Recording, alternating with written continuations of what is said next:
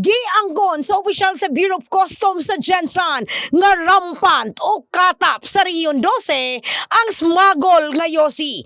Ang pamahayag ni Mike Cariaga, ang Intelligence Division Officer sa BOC Jensan, ang dungan sa successive nga pagkakumpiska sa multimilyon ka pesos kantidad sa gituong smuggle nga yosi sa bahin sa Sorsogon Region. Rampant ba siya? How rampant it is? So, sa mga, ma'am, since 2022, parang nandiyan pa rin yung lumulusot pa rin yung sila.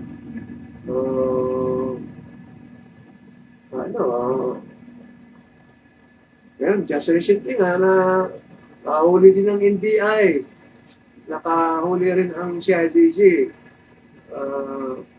plus itong nahuli ng SPG. Dugang ni Cariaga, bahad sa revenue collection sa nasud, magbutang og dakong health concern sa katawan og makamugna og peace and order issue.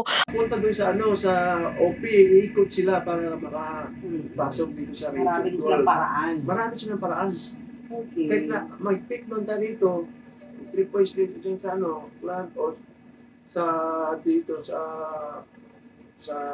Bawing, Apo. ay meron silang alternate route, di ba? Kay baluan nga karong bulana na nasa multimilyon ka pesos kantidad ang naimbargo sa otoridad nga dagkong haul sa gituuhang smuggled cigarettes asa usa sa labing dagkong kantidad nga nakumpiska sa mga otoridad mao ang sa Maasim Sarangani Province ug Tantangan South Cotabato. In the heart of changing lives, kini sa Brigada Richel Gubalani alang sa 89.5 Brigada News 7 Jensen, the Music and News Authority.